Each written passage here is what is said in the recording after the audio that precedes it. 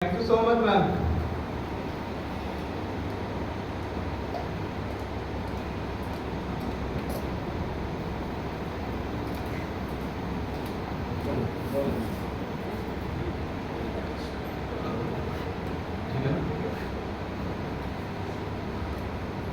Good morning दोस्तों। Good morning. कैसे हैं आप दोस्तों? आप सबका स्वागत है आज के इस प्रोग्राम में। और दोस्तों, मेरा नाम विशाल कामोज है, मैं सहारनपुर से हूँ। और सब ये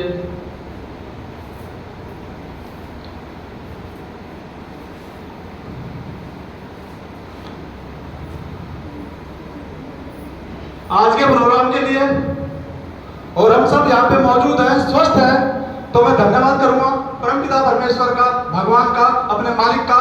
और हम सभी आभार व्यक्त करेंगे जोरदार ताली के साथ।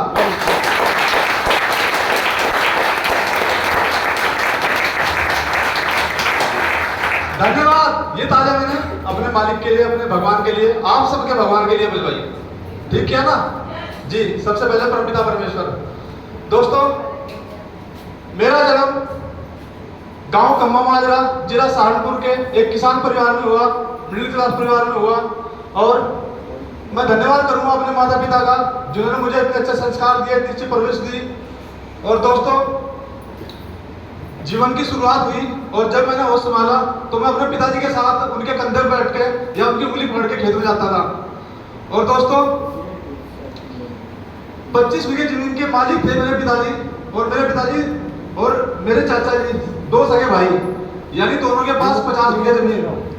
और मेरे चाचा जी थे, वो थोड़े अलग टाइप के व्यक्ति थे, क्योंकि वो खेत की जमीन की जो डॉल होती है उसको खोदते रहते थे, जैसे उसमें से बहुत बड़ी खेती होने वाली है। और दोस्तों, उनकी इसी बात पे कई बार लड़ाई होती थी आपस में, तो ये मुझे अच्छा लगता था। हम 4 बहन भाई हैं, 2 बड़ी बहनें हैं और एक मेरा छोटा भाई है। तो दोस्तों, जीवन की शुरुआत हुई। और मैं अगर बात करूं, जब कितने लोग हैं यहाँ पे जो 1980 और 1990 के दशक के जिनका जन्म हुआ है, वो अपना हैंड रेस कर सकते हैं। 1980 1990 के दशक में जिनका जन्म हुआ है, बहुत सारे लोगों ने हाथ नहीं उठाया, जबकि वो उससे पहले के हैं या उस टाइम के हैं। तो दोस्तों, जब कितने लोग हैं जिन्होंने साइकिल के टायर चलाए, साइकिल के टायर खेले? कितने लोग हैं जिन्होंने गिल्ली डंडा खेला? कितने लोग हैं जिन्होंने कबड्डी खेली अपने गांव की गलियों में? और कितने लोग हैं जिन्होंने पूंछ वाली पतंग बनाई और उसे लेकर भागे खेतों में? बहुत बढ़िया, क्योंकि शहरों में बिना पूंछ की पतंग चलती है, उड़ती है, और गांव में पूंछ वाली पतंग चलती है, तो हम उसको लेकर भागते थे खेतों में। Thank you. कितने लोग हैं जिन्होंने आम के बाग में जाके पीर पलोवा खेला है, ऐसे करके? हाँ जी, पीर पलोवा खेला है और अपने शरीर की सारी मांसपेशियों को स्ट्रॉन्ग बनाया। बहुत बढ़िया। कितने लोग हैं जिनके पानी में जहाज चलते थे? बहुत बढ़िया, बहुत बढ़िया। कितने लोग हैं जिन्होंने पानी में नाव बना के चलाई? बहुत बढ़िया। कितने लोग हैं अपने स्कूल की क्लास में बैठ के जिन्होंने जहाज उड़ाए, टोपी फाड़ फाड़ के? बहुत बढ़िया। दोस्तों, कितने लोग हैं जब मैं स्कूल गया तो कपड़े का अपना थैला, कच्चे बाजार में बुरसट में ऐसे ही गए स्कूल, कोई ड्रेस नहीं होती थी। पहली क्लास में, दूसरी क्लास में, प्राइमरी स्कूल है हमारे गांव से कुछ दूरी पर, गांव के बाहर। तो दोस्तों, अपना बोरी का टाट लेके जाते थे बैठने के लिए, खुद बैठने के लिए। और थैले में एक स्लेट होती थी, स्लेट भी होता था, और 1-2 किताब होती थी, और एक तख्ती भी होती थी। हम लोग तख्ती से पढ़े हैं, तख्ती में लिख के पढ़े हैं, हम लोग स्लेट में लिख के पढ़े हैं। दोस्तों, स्लेट में स्लेट ही चलता है, वो स्लेट ही जितना स्लेट में चलता था उससे ज्यादा हम उसे खाते थे, उससे ज्यादा हम उसका सेवन करते थे। बहुत टेस्ट लगता था, बहुत स्वाद लगता था। और हम लोग बार बार अपने पिताजी से पैसे मांगते था कि मुझे स्लेट ही लेना है। और दोस्तों, गाँव में ना अधिकतर सामान उस समय में 1980 1990 के दशक में पैसे से सामान नहीं खरीदते थे, अनाज देके सामान खरीदते थे। दुकान पे अनाज लेके जाते थे, कटोरा भर के, बिल्ला भर के, थाली भर के, और या थैले में डाल के उससे सामान खरीदते थे। तो इस तरह से जीवन चल रहा था, बहुत मजा आ रहा था, बहुत अच्छा लग रहा था। अपने गांव के दोस्तों में खेलना, और कई बार जब लड़ाई होती थी स्कूल में तो तख्ती मार देना, किसी को भी स्लेट मार देना, तो ये सब था। और दोस्तों जब बारिश होती थी, कितने लोग हैं जो अपना कच्चा मकान सब उतार के बारिश में कूद गए और बारिश में खेले, बारिश में नहाए, छपाक छपाक, और गांव की गलियों में जब इतना पानी भरता था तो उसमें तैरते थे। कितने लोग हैं, बहुत बढ़िया, बहुत बढ़िया। तो दोस्तों इस तरह का जीवन, इस तरह का एंजॉय, पढ़ाई चल रही थी, दूसरी क्लास, तीसरी क्लास, चौथी क्लास, और दोस्तों 5वीं क्लास में मेरे क्लास टीचर ने मेरा काम, वैसे तो स्कूल में बहुत सजा मिलती है, कभी मुर्गा बना देना, कभी दोनों हाथों में ईंटें रख देना कि ईंट का हाथ जो है झुकना चाहिए नीचे, हाथ ऐसे ही रखना, झुकना चाहिए, नहीं तो सजा मिलेगी, डंडे पड़ेंगे। तो ऐसे ही हाथ रखते थे बहुत देर तक, कभी धूप में खड़े कर देना क्लासरूम के बाहर, और कभी कई तरह की सजा देना। दोस्तों एक बार मेरे क्लास टीचर ने 5वीं क्लास में क्या किया कि मेरा कान पकड़ा और बहुत जोर से मरोड़ दिया। दोस्तों मेरा कान फट गया, इसमें खून चलना शुरू हो गया, मेरी शर्ट खून में गिल्ली हो गई, वो टीचर भी डर गया। उसने मेरा खून साफ किया पानी से, कपड़े से, और मैं जब घर गया कान पे हाथ रख के, तो शाम को मेरे पिताजी खेत में से आए, उन्होंने देखा कि क्या हुआ। मैंने कहा ऐसे ऐसे करके टीचर ने मेरा कान मरोड़ दिया जिससे मेरा कान फट गया, कि कोई बात नहीं। उस टाइम माँ बाप अधिकतर अपने बच्चों की शिकायत लेके स्कूल नहीं जाते थे, टीचर के पास नहीं जाते थे, प्रिंसिपल के पास नहीं जाते थे, वो उल्टा और डंडे मारते थे और धमकाते थे उल्टा अपने बच्चे को। जी हाँ, तो वो समय था दोस्तों, मेरे कान में ठीक होने की बजाय पहले हफ्ते तो ठीक हुआ, और दूसरे हफ्ते क्या हुआ, उसमें इन्फेक्शन हो गया, मुहार आ गई, मुहार पड़नी शुरू हो गई। 3-4 महीने में मेरा कान जाके ठीक हुआ। दोस्तों 5वीं क्लास करी, पढ़ाई करी, 6ठी क्लास में जैसे ही एडमिशन लिया, मेरे पिताजी ने बस्ता बंधवाया, किताबें खरीद ली, नया बस्ता, और उसी क्लास टीचर के पास जाके, मेरे पिताजी भूल गए होंगे लेकिन मैंने भूला था, उसी क्लास टीचर के पास जाके, वो ऐसे कुर्सी पर बैठा हुआ था और ऐसे मेरे पिताजी उसके सामने खड़े हुए थे और इधर मैं खड़ा हुआ था। तो पिताजी ने कहा कि ये इनके ऊपर उल्लू की मट्टी पड़ी हुई है, इनके आगे आगे और उधर पीछे पीछे सुहागा, इन्हें कुछ नहीं आता, ये पढ़ने में नालायक है, और मुझे इनकी हड्डियां चाहिए, चमड़ी तुम उतार लेना। यानी मेरे पिताजी ने ये शब्द उस टीचर को कहे, उस मास्टर को कहे जिसने मेरा कान फाड़ दिया था। तो दोस्तों पिताजी के ये शब्द सुनने के बाद मेरे दिल में और ज्यादा दहशत बैठ गई, मैं और ज्यादा घबरा गया, और मैं घर गया, अपना बैग, अपना बस्ता मैंने खाट पर फेंक दिया दूर से ही, और पिताजी से कहा हाथ जोड़ के कि आज के बाद मैं स्कूल नहीं जाऊंगा, आज के बाद मैं पढ़ने नहीं जाऊंगा, मुझे स्कूल में जाना, मुझे कोई पढ़ाई नहीं करनी। पिताजी ने कहा, सजा दी, डंडे मारे, पिटाई करी, सारे काम किए, लेकिन मैं कसम खा चुका था कि मैं स्कूल नहीं जाऊंगा। दोस्तों पिताजी ने कहा कि जेठ के महीने में खोदना पड़ेगा, गेहूं काटनी पड़ेगी, है ना, ईख लगाना पड़ेगा, बाड़ी लगानी पड़ेगी, डंगरों का घास करना पड़ेगा। हमारे घर पे हाथ से चलाने वाली मशीन थी घास की, खेत में से घास लेके आते थे खुद ही अपने सिर पे, और उससे हाथ से घास काटते थे। ये सारे काम करने पड़ेंगे, अभी मैं करता हूँ, तुमको करना पड़ेगा। मैंने कहा कोई बात नहीं, मैं करने के लिए तैयार हूँ, लेकिन मैं स्कूल नहीं जाऊंगा। दोस्तों स्कूल नहीं गए। अच्छा, जितने भी साथी यहाँ पे हाथ बांध के बैठे हैं वो अपने हाथ रिलैक्स कर लीजिए, रिलैक्स पोजीशन में बैठ लीजिए, अपने हाथ खोल के बैठिए जी, क्योंकि हम यहाँ पे कुछ ग्रहण करने आए, हम यहाँ पे कुछ सीखने आए, हम यहाँ पे कुछ लेने आए। जी हाँ दोस्तों, और हम सब बहुत अच्छे लोग हैं। तो मैंने पिताजी से कहा कि मैं सब काम करने के लिए तैयार हूँ, लेकिन मैं स्कूल में जाऊंगा। तो ऐसे ही उन्होंने कहा चलो ठीक है, मान ली बात। कभी स्कूल, गांव के घर जो ऐसे होते हैं, बरामदा होता है, उसमें डबल पिलर होते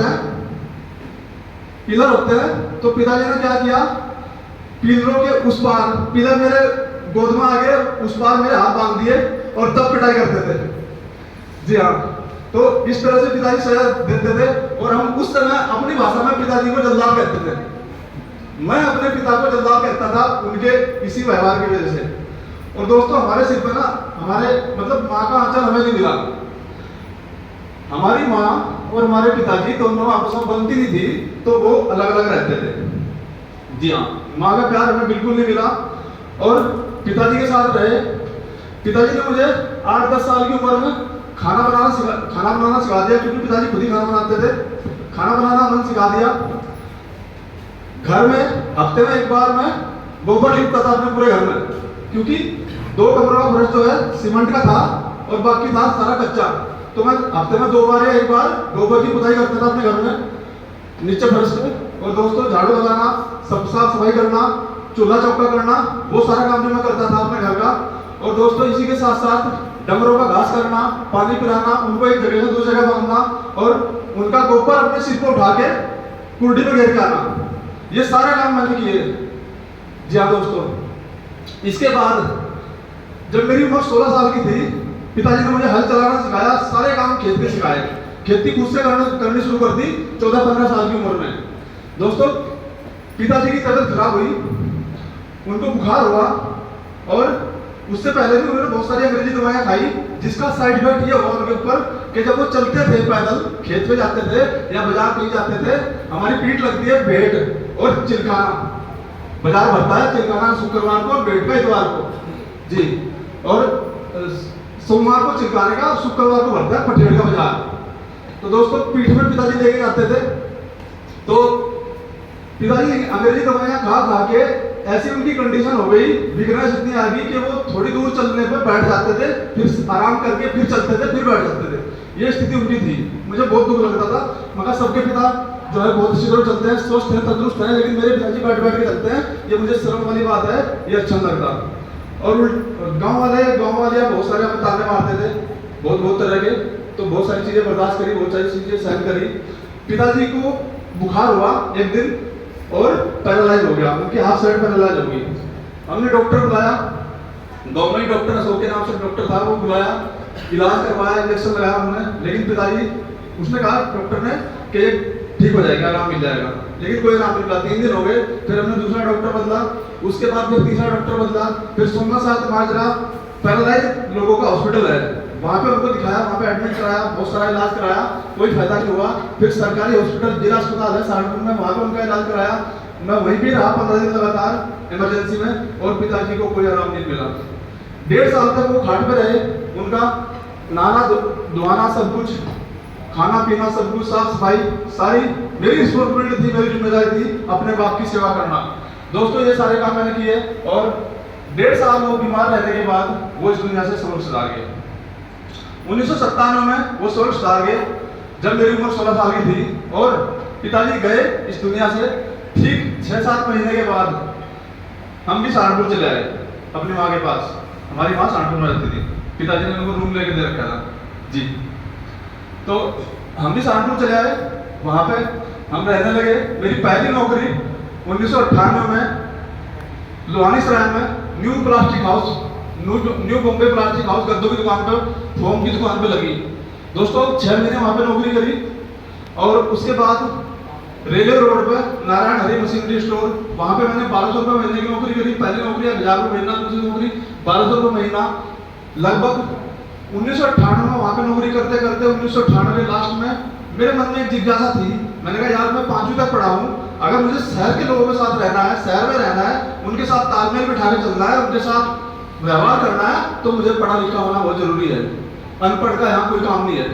तो मेरे मन में जिज्ञासा थी कि मैं भी कामयाब बनूंगा, मैं भी सफल बनूंगा। तो जो इश्तिहार लिखे होते हैं सड़कों पे, होर्डिंग लगे होते हैं, उनको मैं पढ़ता था जाते हुए भी आते हुए भी। जो टीवी पे चित्रात जब गाने चलते हैं तो हिंदी में भी लिखा हुआ आता है, तो वो मैं पढ़ता था, इंग्लिश की हेडलाइन पढ़ता था। इस तरह से मैं अपना शब्दकोश बढ़ाते चला गया, क्योंकि 5वीं के बाद सीधा 7-8 साल का गैप हो गया था और जो मैंने पढ़ा था वो सब जीरो हो गया था, नील हो गया था। इस तरह से मैंने 8वीं की मार्कशीट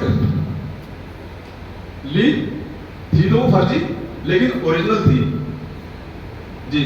मैंने वो मार्कशीट ली और हमारे सहारनपुर में इस्लामी इंटर कॉलेज है, वहां पे हमने 1998 में प्राइवेट फॉर्म भरा 10वीं करने के लिए प्राइवेट। तो दोस्तों 6 के 6 विषय में सिर्फ हिंदी में मेरे 6 नंबर थे, बाकी सारे विषय में 0 था। सिर्फ हिंदी में 6 नंबर थे, बाकी सारे विषय में 0। उसके बाद फिर मेरी दोस्ती हुई, सर ये ट्राई कहाँ से होगा।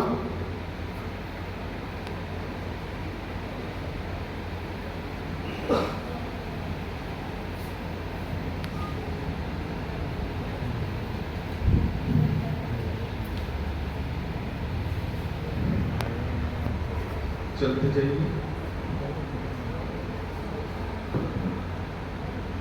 हाँ, यहाँ पे ये ब्लैक एंड व्हाइट है, कलर नहीं है, कोई बात नहीं।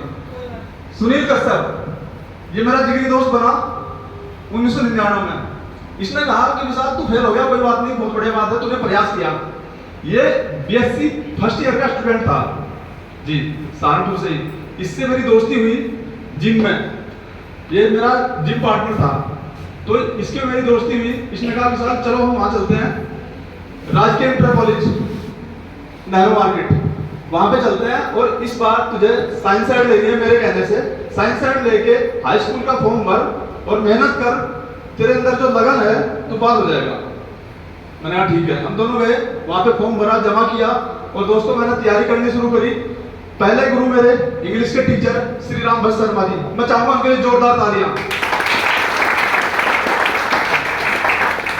उन्होंने मुझे पढ़ाया, उन्होंने बुलाया मुझे और बच्चों से। 6 बजे वो शुरू करते थे पढ़ाना, सुबह 6 बजे, और मुझे 1 घंटा पहले बुलाते थे सब बच्चों से, क्योंकि सारे बच्चों से उसी सेम क्लास में सारे बच्चों से 7-8 साल बड़ा मैं था सबसे।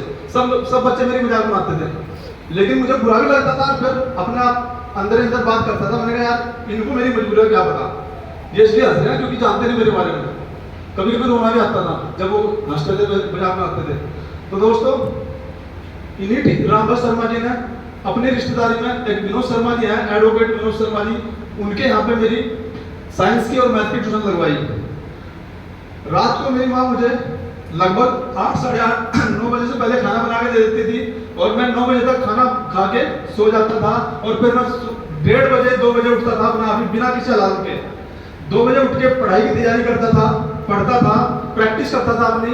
और दोस्तों मैं ठीक 6 बजे दोबारा से फिर ट्यूशन के लिए जाता था, पहले इंग्लिश की ट्यूशन, फिर साइंस की, फिर मैथ की। इस तरह करके मैं 11 बजे तक पढ़ता था। और दोस्तों मेरा सन 2000 में सेंटर लगा दाऊदपुरा किसान इंटर कॉलेज, और दाऊदपुरे में मैं राजपूतों के यहाँ पे रहा।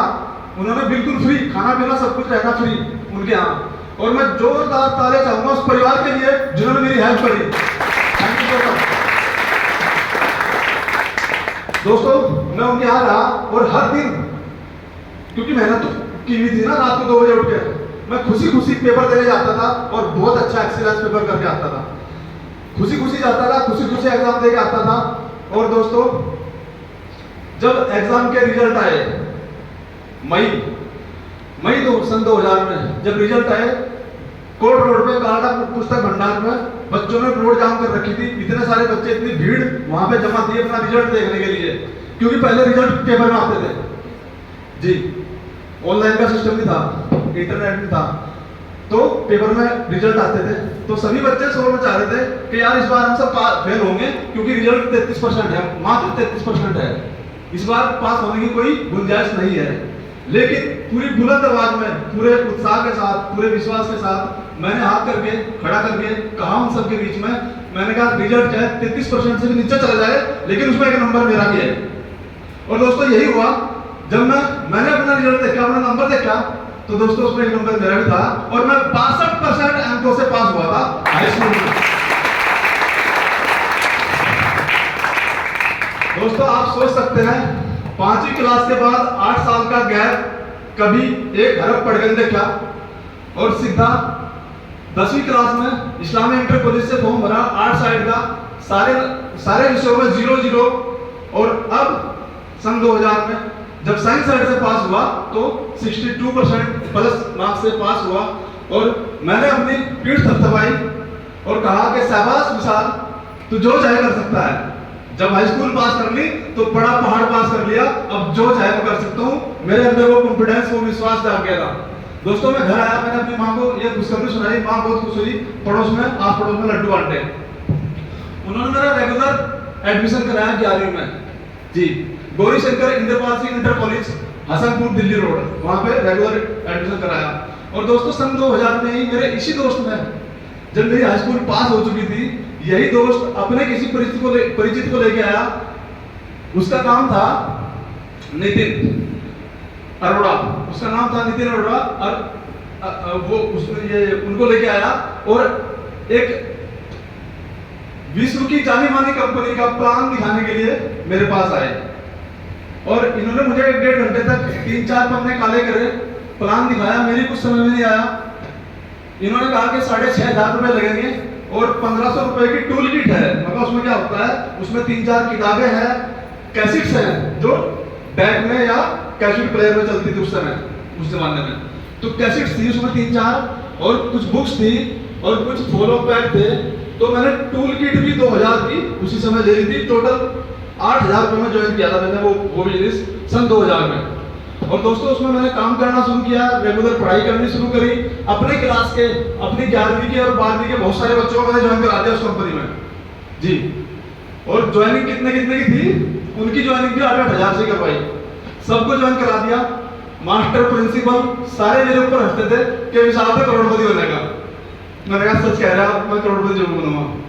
तो वो जिस गांव के थे उनके गांव में जा जाके मैंने मीटिंग करी और सबको ज्वाइन कराया। और हम गाड़ी भर भर के, उस समय टाटा सुमो चलती थी जी, टाटा सुमो बुक करते थे और 2-2 टाटा सुमो, उसके गवाह हैं यहाँ पे नीरज नोटियाल जी उसी समय के, ये भी उस बिजनेस में थे।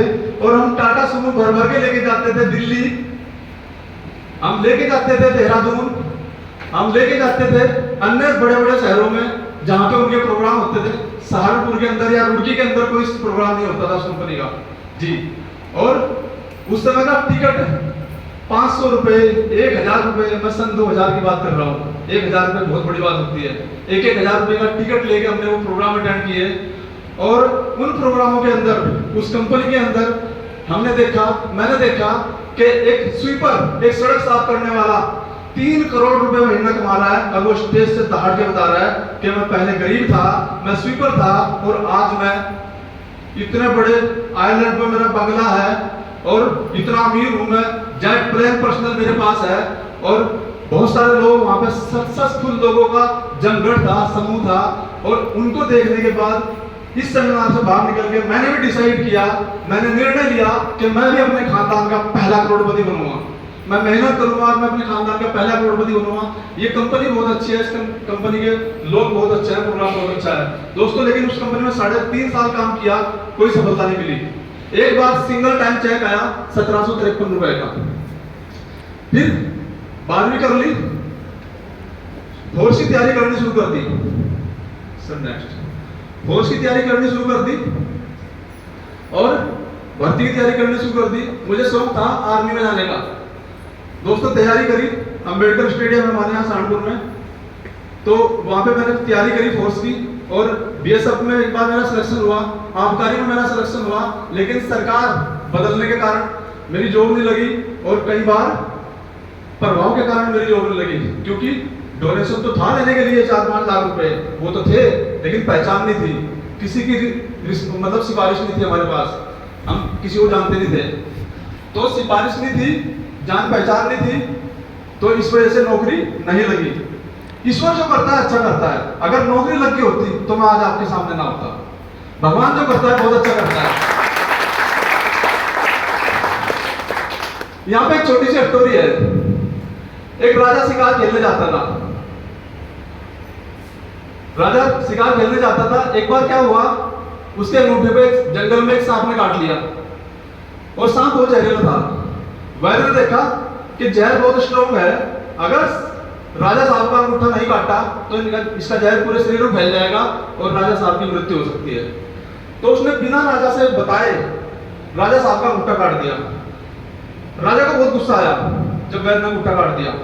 राजा ने कहा कि तुमको मेरा इलाज करना था, मेरा अंगूठा, मेरा हाथ ठीक करना था, तुमने मेरा अंगूठा काट दिया, जाओ जेल में। उसने राजा को जेल में बंद कर दिया। 2-3 महीने बाद फिर राजा शिकार करने गया और जिस समय राजा शिकार करने गया उस समय जंगली आदमी अपने कुल देवता की बलि के लिए कोई मानव बलि तलाश कर रहे थे। उनको राजा मिल गया जंगल में। राजा मिल गया, अपने समूह से बिछड़ कर राजा मिल गया। वो बड़े खुश हुए और अपने सरदार के पास राजा को पकड़ कर लेके गए। सरदार भी बहुत खुश कि आज तो बहुत हाई स्टेटस की बलि मिल गई हमारे कुल देवता के लिए, बहुत शानदार बलि है ये, हमारे कुल देवता प्रसन्न हो जाएंगे, बहुत ज्यादा प्रसन्न होंगे। तो राजा को तैयार किया जा रहा था बलि के लिए। तो जब राजा को तैयार कर रहे थे बलि के लिए तो उन्होंने पाया कि राजा का अंगूठा गायब है, मिस है। और जिसका संपूर्ण शरीर नहीं होता उसकी बलि स्वीकार नहीं की जाती। तो उन्होंने आपस में चर्चा करी, अपने सरदार से पूछा कि भाई राजा का अंगूठा किस है, अंगूठा नहीं है। तो उनके सरदार ने कहा कि राजा को छोड़ दो, इसकी बलि स्वीकार नहीं होगी, किसी और को लेके आओ। राजा घर गया अपने राजमहल में, और जाते ही उसने उस डॉक्टर को छुड़वाया, उस वैद्य को छुड़वाया। वैद्य जैसे ही राजा के दरबार में आया तो राजा ने कहा माफ कर दो यार, तुमने मेरा अंगूठा काट दिया था, बहुत अच्छा किया था, उस टाइम मुझे बुरा लग रहा था, लेकिन आज बहुत अच्छा लग रहा है, तुम्हारे अंगूठा काटने की वजह से आज मैं जिंदा हूं। वैद्य ने कहा कि तुमने मुझे जेल में डाल दिया था, ये भी बहुत अच्छा किया, कि क्यों, तुम्हें तो गुस्सा होना चाहिए, मेरे ऊपर नाराज होना चाहिए, मेरी गलती है, मैंने तुम्हें जेल में डाल दिया। कि नहीं राजा साहब, तुमने बहुत अच्छा किया, अगर आप मुझे जेल में डालते तो मैं आपके साथ होता, तो बलि में उसकी दी जाती।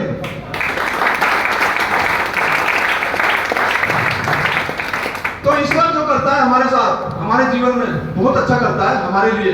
हम सोचते हैं हमारे लिए गलत हो रहा है, लेकिन भगवान जो करता है अच्छा करता है, उसका पता हमें उस समय नहीं लगता, बाद में लगता है। तो इस तरह से फिर मैं एक के बाद दूसरी, दूसरी के बाद तीसरी, 7 साल मैंने फौज की तैयारी करी। बहुत सारे, कम से कम 1.5 लाख रुपए फॉर्म भरने में, फॉर्म जमा करने में, इंटरव्यू पे जाने में, टेस्ट पे जाने में मैंने खर्च करे। और दोस्तों कहीं जॉब लगी, अच्छा हुआ। तो उसके बाद फिर एक के बाद दूसरी कंपनी। सन 2008 में मैंने सिक्योरिटी गार्ड की जॉब करी।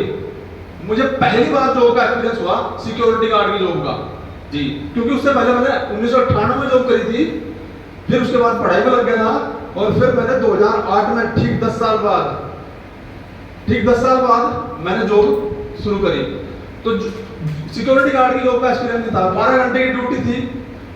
हरिद्वार से वो ऑफिस शिफ्ट होके गया था, मैक्स ग्रुप लाइफ इंश्योरेंस का ऑफिस, 2 दुकानों के अंदर, शटर के अंदर उन्होंने ऑफिस शुरू किया। दिल्ली रोड पर पंजाब नेशनल बैंक है, उसके ठीक सामने। दोस्तों 12-12 घंटे की ड्यूटी। एक लड़का रात को रहता था, एक दिन में, एक हफ्ता दिन में, एक हफ्ता रात को। ना हमारा कोई त्योहार था, ना कोई होली थी, ना दिवाली थी, कोई त्योहार नहीं था, हम ड्यूटी पर रहते थे। लोग अपने घर त्योहार मनाते थे, मैं ड्यूटी पर रहता था। मुझे बड़ा अफसोस होता था।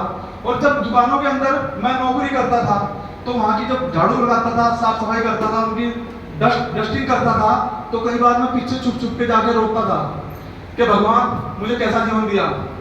जैसे लोग सफल हैं, जैसे लोग अच्छा खाते हैं, अच्छा त्योहार मनाते हैं, अपनी फैमिली के साथ रहते हैं, अपने परिवार के साथ रहते हैं, उनके पास पैसे की कमी नहीं है, मेरे अंदर क्या कमी है, मुझे ऐसा जीवन क्यों मिला? और मैं भी अमीर बनना चाहता हूँ, मैं भी तरक्की करना चाहता हूँ, मुझे भी अच्छा जीवन चाहिए, मुझे भी मान सम्मान चाहिए। तो दुकान में पीछे छुप छुप के मैं रोकता था और ईश्वर से प्रार्थना करता था कि मुझे कभी कोई प्लेटफॉर्म दे जिससे मैं कामयाब हो जाऊं और मैं अपनी योग्यता को साबित कर सकूं। तो दोस्तों इसी कड़ी में चलते वो जो मैंने 4 साल करी, और 13 नवंबर 2010 में हमारी रिश्तेदारी है रानी खेत में, तो वहां पे एक तेरवी थी। मैं उस तेरवी में गया, वहां से फ्री हो गया मैं 2 बजे तक। और दोस्तों उसके बाद 3:45 बजे रानी खेत से रोडवेज की बस में बैठा, 49 यात्री थे उसमें, वो 3:45 बजे वहां से चली और ठीक 5:45 बजे वो 350 मीटर गहरी खाई में उतर गई। 13 नवंबर 2010, 23 लोग ऑन स्पॉट उसमें मरे। उत्तर प्रदेश से अकेला मैं था, बाकी सारे उत्तराखंड के थे। 23 लोग मरे और जो बाकी बचे वो टूटे फूटे थे। किसी के कुल्ले टूट रहे हैं, जबड़े टूट रहे हैं, कंधे टूट रहे हैं, बाजुएं टूट रही हैं, इस तरह के लोग थे सारे। परमपिता परमेश्वर की असीम अनुकंपा है, असीम कृपा है और बहुत सारे लोगों का आशीर्वाद है कि मैं सुरक्षित हूँ। मेरे सिर्फ 3 दांत ऊपर के गए उस एक्सीडेंट में, बाकी सारा सुरक्षित हूँ। 42 दिन तक मैं हल्द्वानी सुशीला तिवारी हॉस्पिटल में एडमिट रहा।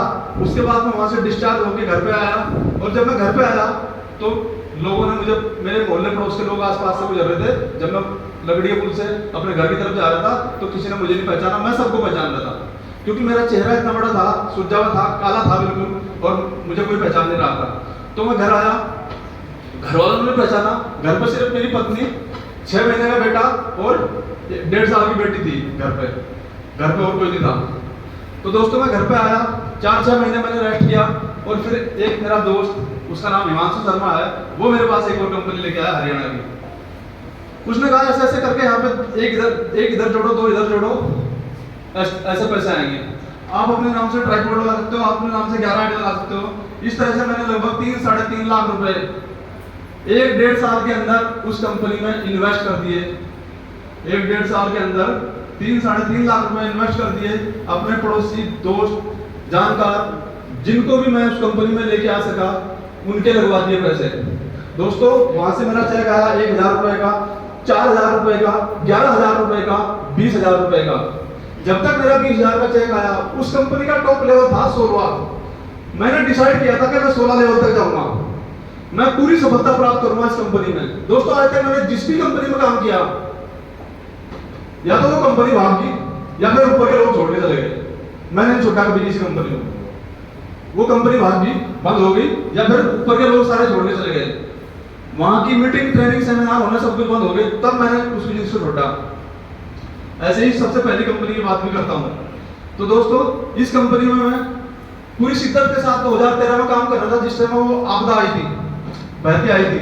हाँ जी, उस समय मैं शिद्दत के साथ प्रतापगढ़ में, प्रयागराज में काम कर रहा था। 15-15 दिन वहां पे अपने घर से जाके बाहर रहता था और उस कंपनी में मैंने मेहनत करी, काम किया। और जब पता चला वहीं पे मुझे वही काम करते करते पता चला, तो जो ऊपर के लोग थे 8वें 10वें 12वें लेवल के, वो सब छोड़ के चले गए थे। या तो कोई कहीं नौकरी कर रहा था या किसी और कंपनी में चला गया था। मुझे बहुत दुख हुआ, मैंने कहा जाना था मुझे उस आखिरी लेवल पे, इस कंपनी के टॉप पे जाना था, लेकिन अब कैसे होगा, अब कुछ नहीं हो सकता। मैंने भी उस कंपनी में काम करना बंद कर दिया। दोस्तों फिर मैं स्टार पेपर मिल कानपुर में, वहां पे जॉब करी 5,000 रुपये महीना सुपरवाइजर की। उसके बाद वहां से जॉब छूट गई मेरी। फिर मैंने सराफा मार्केट में सुनार की दुकान पे काम करी, नौकरी की 6,000 रुपए की। उन्होंने 6 महीने के बाद मुझे नोटबंदी के टाइम पे जवाब दे दिया कि विशाल, हम परिवार के लोग काफी हैं, अभी मार्केट बहुत मंदी है और आप कहीं और देख लो अपना काम। मगर जी मैं किसी को नहीं जानता, आपकी मार्केट में पहचान है, आप ही कहीं नौकरी लगवा दो। उन्होंने एक अंकल से बात करी जैन साहब से, उन्होंने कहा कि भेज दो लड़के को। मैं गया उनके पास, ये बात कर रहा हूँ मैं 2016 की। गया उनके पास, उन्होंने कहा ठीक है कल से आ जाना और हम आपको 5,000 रुपए देंगे। मगर जी ठीक है मैं कल से आ जाऊंगा। 6,000 से 5,000 में गया, डिमोशन हुआ जी। कुछ नहीं से कुछ अच्छा, क्योंकि घर का खर्च चलना था, बच्चों की फीस जानी थी, बिजली का बिल जाना था। 2 बार हमारे घर का बिजली का मीटर कटा है, 2 बार केबल कटी, बिल ना जाने की वजह से। भगवान का शुक्र है, हमारा अपना घर है, बहुत अच्छा घर है, भगवान ने दिया है, और ये हमारे माता पिता की देन है। और दोस्तों उस घर में हम नीचे रहते हैं, ऊपर 2 कमरे हमने किराए पे दिए हुए हैं। तो कभी कभी किराएदार होते थे, कभी कभी नहीं होते थे, बड़ी दिक्कतों से जीवन चल रहा था। दोस्तों सन 2017 में मैंने 3 जगह रिज्यूम दिया अपना, और तीनों जगह से कॉल आई कि हम आपको 9,000 देंगे, 10,000 देंगे, 11,000 देंगे। तीनों जगह से ऑफर था 2017 में। इस बिजनेस में जो मेरे स्पॉन्सर है उनका फोन आया एक दिन मुझे 2017 में ही कि विशाल कहाँ है। मैंने कहा मैं घर पे हूँ। कि बाहर सड़क पे आ जा, तेरे लिए एक बिजनेस है, उसमें पैसे नहीं लगते। मैंने कहा पैसे तो मेरे पास है ही नहीं, 10 रुपए भी नहीं मेरे पास है, कि उसमें पैसे लगते, एक बात सुन ले, देख ले, तू बहुत अच्छा कर सकता है। मैं गया, उन्होंने गाड़ी में बैठ के मुझे प्लान दिखाया, वो 2 जने थे, उन्होंने प्लान दिखाया और 1.5 घंटे तक उन्होंने 2-3 पन्ने भर दिए। बीच में मुझे 2 बार नींद आई, 2 बार मैं सो गया उनका प्लान देखते देखते। लास्ट में उन्होंने कहा, मैं कहा अब क्या करना है। उन्होंने कहा कि इसमें कोई पैसे नहीं लगते। मुझे बहुत खुशी हुई, क्योंकि आज तक मैंने जितनी भी कंपनियों में काम किया, मल्टीपल कंपनियों में काम किया, लेकिन हर कंपनी में कहीं 5,000 लग रहे हैं, कहीं 11,000 लग रहे हैं, कहीं 15,000, कहीं 25,000, सब कंपनी में मैंने पैसे लगाए। लेकिन ये पहली कंपनी थी जिसका नाम है वेस्टीज, यहाँ पे मैंने कोई पैसा नहीं लगाया। दोस्तों बागों में फूल बहुत हैं, मगर गुलाब जैसा कोई नहीं। दुनिया में कंपनियां बहुत हैं, मगर वेस्टीज जैसा कोई नहीं। दोस्तों वेस्टीज में ज्वाइन किया, लेकिन विश्वास था। मैंने प्रोडक्ट यूज करके देखे थे, प्रोडक्ट की शक्ल भी देखी थी कैसे हो जी। उन्होंने मुझे ना तो प्रोडक्ट दिए, ना प्रोडक्ट से परिचय करवाया, कुछ नहीं, ऐसे ही। ये वेस्टीज कंपनी, वेस्टेज के नाम से एक व्यक्ति ने मुझे प्रयागराज में बताई थी 2013 में, जब मैं उस कंपनी को कर रहा था, पुरानी कंपनी को। तो उन पर इसका नाम भी लेने आता था, वेस्टेज बोलते थे। मैंने कहा इसका नाम भी वेस्टेज है, उसे मैं क्या करूंगा। तो मैंने किया था, लेकिन जब इन्होंने मुझे बताया, मैंने एमए लिया इस कंपनी को भी, क्योंकि मैं जानकार नहीं था इस कंपनी का, इसके बारे में कुछ नहीं जानता था। और इन्होंने एक दिन कहा कि विशाल अपनी आईडी ग्रीन करा ले, नहीं तो ये हट जाएगी, इस कंपनी के सिस्टम से डिलीट हो जाएगी। मगर अगर आपको कुछ संभावना लगती है मेरी, तो आप ही ग्रीन करा दो, मेरे पास तो 10 रुपए भी नहीं है। उस समय 2017 में 600 रुपए से आईडी ग्रीन होती थी, 600 रुपए से आईडी एक्टिवेट होती थी। आज तो आप बहुत सौभाग्यशाली हो, जिस नए व्यक्ति को आप लेके आते हो उसकी आईडी एक साबुन लेके भी ग्रीन हो जाती है, एक्टिवेट हो जाती है। हाँ जी दोस्तों, तो उस समय 600 रुपए से आईडी ग्रीन होती थी। उन्होंने अपने पैसों से सामान लेके मेरी आईडी ग्रीन कराई। फिर एक बार होटल प्रेसिडेंट में इतवार के दिन वहां पे मीटिंग थी, उनका फोन आया। मैं उस समय पंत विहार में था अपने सत्संग आश्रम में। वहां से मैं 10 साढ़े 10 बजे छुट्टी होके निकला बाहर सत्संग सुन के।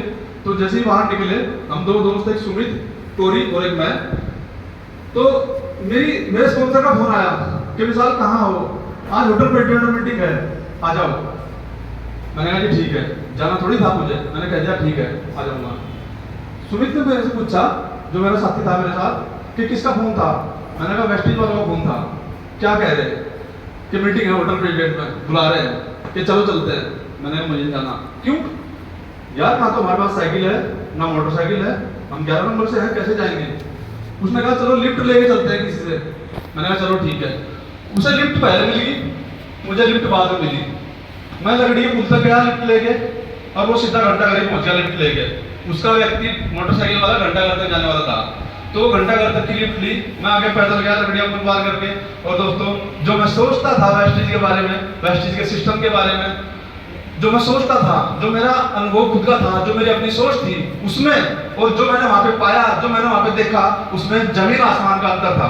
वो अंतर क्या था? जब मैं उस हॉल के अंदर एंटर हुआ तो मुझे पीछे खड़ा होने की जगह मिली, क्योंकि हॉल खचाखच भरा हुआ था।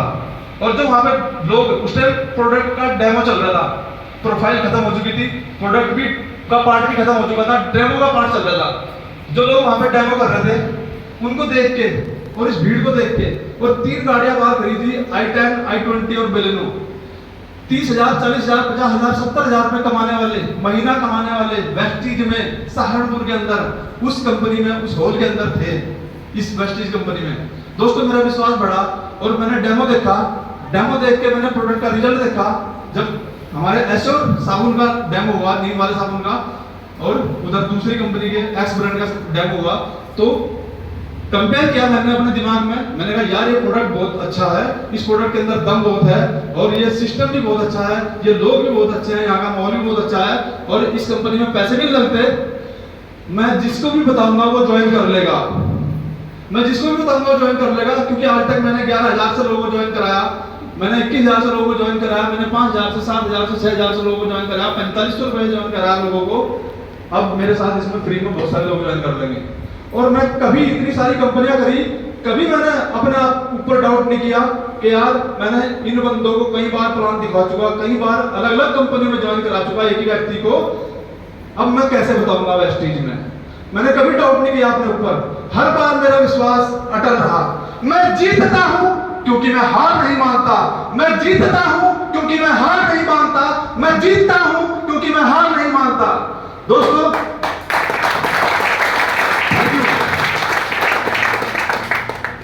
इस कंपनी का प्लान लेके मैं लोगों के पास गया अपनी अपलाइन के साथ। मेरी अपलाइन प्रॉपर्टी डीलिंग का काम करती थी इस बिजनेस में। मेरे स्पॉन्सर, उनके पास 3 बजे के बाद का समय होता था। वो कहते थे विशाल, इस 3 बजे से पहले तो लोगों को फोन कॉल कर, उनको आमंत्रित कर अपना प्लान दिखाने के लिए, अपॉइंटमेंट ले, अपॉइंटमेंट सेट कर, और मैं 3 बजे के बाद तुम्हारे साथ हूँ। वो अपने घर से हमारे घर मुझे लेने आते थे कार में, और मैं उनके साथ बैठ के 3 बजे प्लान करने जाते थे। दोस्तों, ऐसे हमने 1 हफ्ते तक प्लान करे, और उस समय मार्च 2017 में मेरा फास्ट 8% का लेवल हुआ।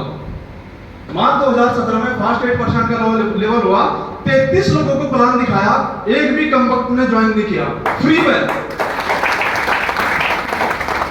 जब मैं 11,000 का प्लान दिखा रहा था तब लोगों ने ज्वाइन किया, जब मैं 6,000 का प्लान दिखा रहा था तब लोगों ने ज्वाइन किया, लेकिन जब प्लान फ्री में था तब ज्वाइन नहीं किया। कितनी अजीब बात है ना? क्योंकि यहाँ पे कोई रिस्क नहीं है ना उनका। यहाँ पे तो लोग फ्री की चीज की वैल्यू नहीं करते कोई, है ना?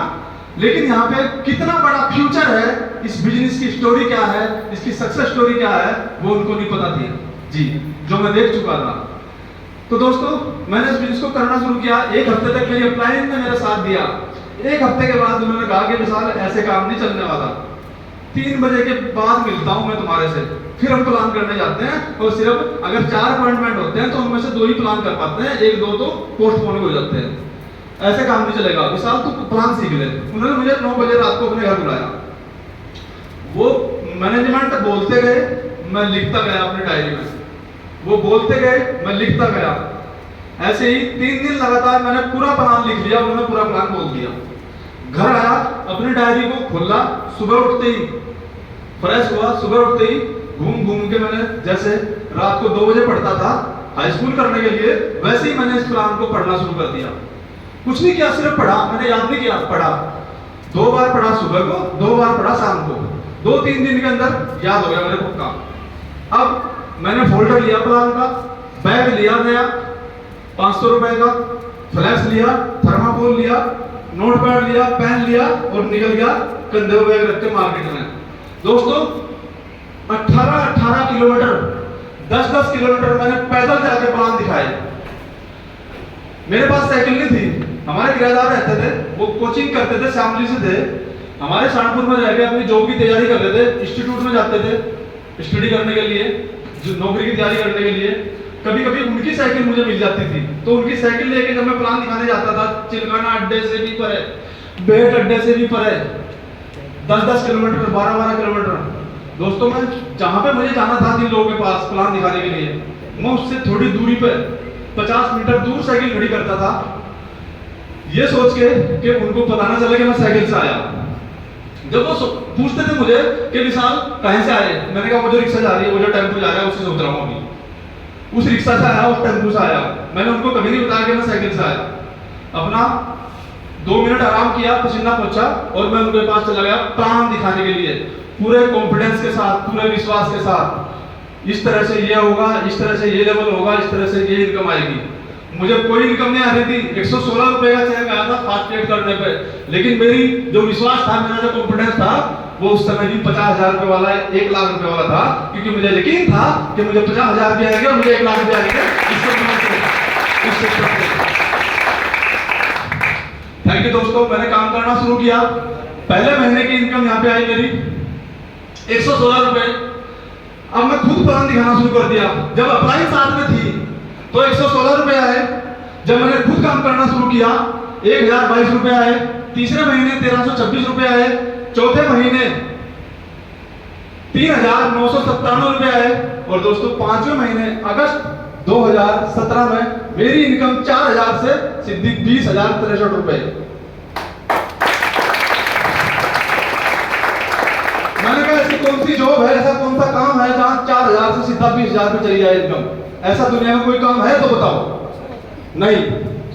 इस बीच कई कंपनियों में जब मैंने काम किया मैं बर्बाद था, बहुत बेइज्जत था मैं अपने आस पड़ोस में, हर जगह कोई वैल्यू थी मेरी। मुझे कोई 10 रुपए देने के लिए तैयार नहीं था, क्योंकि मेरी जेब में खुद नहीं होते थे पैसे।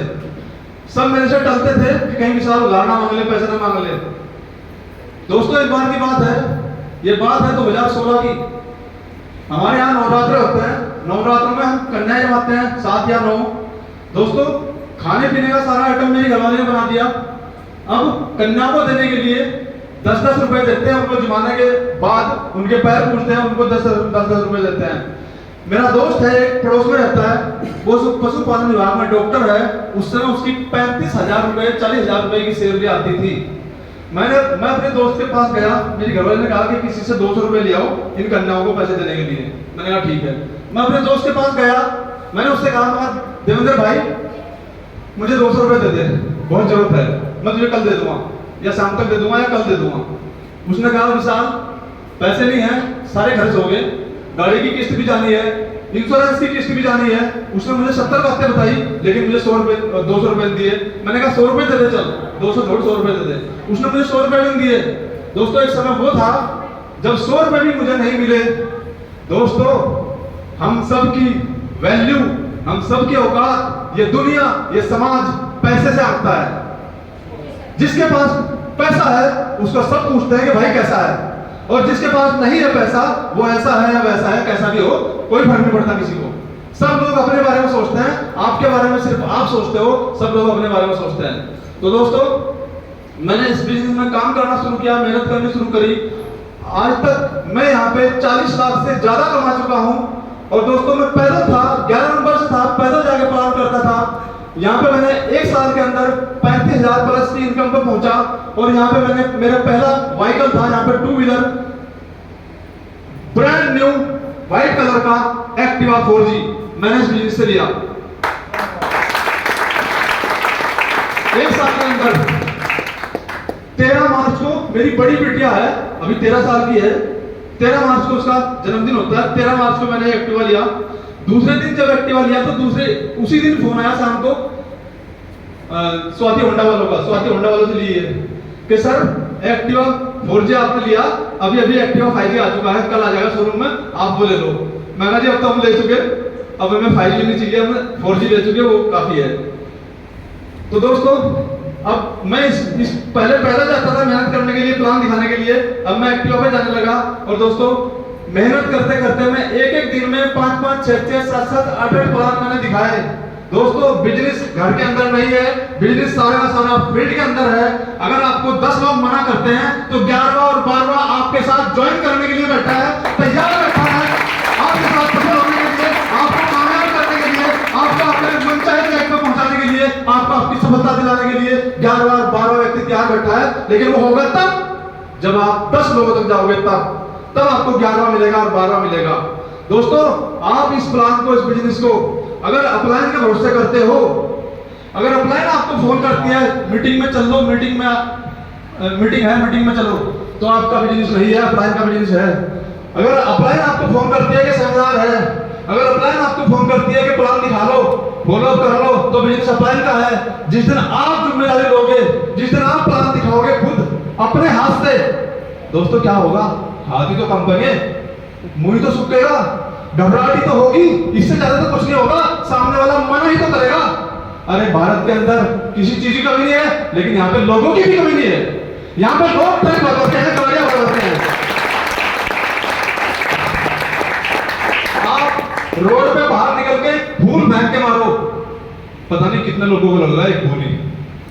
इस भारत के अंदर लोगों की कमी नहीं है। आज हम पूरे विश्व में नंबर 1 है आबादी के रूप में, 150 करोड़ से ज्यादा हमारी भारत की आबादी हो चुकी है। तो दोस्तों आप सब बहुत सौभाग्यशाली हो, आने वाले 2030 तक आप यहाँ पे जितने भी लोग बैठे हो मिलियन और बिलियन बनोगे इस प्लेटफॉर्म पे। आप ये लिख लो, जो लोग मेहनत करेंगे, जो लोग प्लान दिखाएंगे, जो लोग अपने टीम की जिम्मेदारी, अपनी सफलता की जिम्मेदारी अपने कंधों में लेंगे, वो बड़ी कामयाबी यहाँ पे अचीव करेंगे, अपने खानदान के करोड़पति बनेंगे, अपने खानदान का नाम रोशन करेंगे। क्योंकि इस बिजनेस के अंदर सफल ही वो लोग होते हैं, वो नहीं कि जिनको भरोसा नहीं होता अपने ऊपर, जो लोगों के भरोसे चलते हैं, जो अपने भरोसे चलते हैं, जिनको भगवान पर विश्वास होता है, जिनको अपने ऊपर विश्वास होता है, अपने प्लेटफॉर्म के ऊपर विश्वास होता है, अपने वर्ल्ड क्लास प्रोडक्ट के ऊपर विश्वास होता है। दोस्तों वही लोग इस बिजनेस में कामयाब होते हैं, जो जिद्दी किस्म के होते हैं, जो जुनूनी लोग होते हैं, जो आर पार की लड़ने के लिए तैयार है, वही इस बिजनेस में सफल होंगे। कितने लोग हैं यहाँ पे जो जिद्दी हैं अपनी सफलता के लिए, कितने लोग हैं यहाँ पे जो जुनूनी हैं, जो अपने खानदान का नाम रोशन करेंगे, जो करोड़पति बनेंगे, अरबपति बनेंगे आने वाले 10 से 15 साल के अंदर वेस्टीज बिजनेस के अंदर। दोस्तों बहुत सौभाग्यशाली है जो हमें वेस्टीज जैसा प्लेटफॉर्म मिला। आज वेस्टीज के लिए गौतम बाली, दीपक सूद जी, करुणवीर जी, इन सब के लिए जोरदार तालियां हो जाए।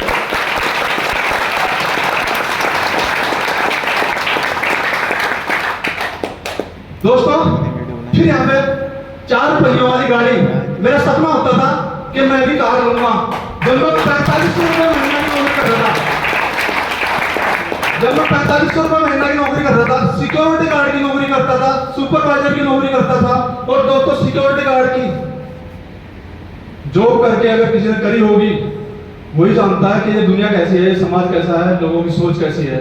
सिक्योरिटी गार्ड की कोई कितनी इज्जत करता है, हर किसी के चरित्र का पता चलता है सिक्योरिटी गार्ड की जॉब पे।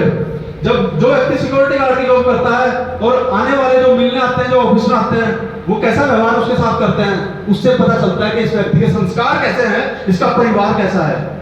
सिक्योरिटी गार्ड की जॉब करके पता चलता है कि कौन सिक्योरिटी गार्ड की कितनी इज्जत करता है, कौन उसे भाई कह के बात करता है या उसका नाम लेके बात करता है, और कौन उसे अभय तभय कह के बात करता है। मैंने कभी किसी को अपने को तू तड़के से बात करने नहीं दिया, क्योंकि मैं दबंग किस्म का व्यक्ति हूं। मैंने सम्मान दिया है सामने वाले को और उससे जबरदस्ती सम्मान लिया है। मैं कभी किसी से घबरा नहीं, कभी किसी से डरता नहीं हूं। जी हाँ दोस्तों, मैंने कभी किसी काम को मैंने छोटा समझा। सिक्योरिटी गार्ड की नौकरी भी मैंने पूरी जिम्मेदारी के साथ की कि नौकरी मेरी है, ये सारा का सारा ऑफिस मेरा है और इस सारे स्टाफ का मालिक भी मैं हूं।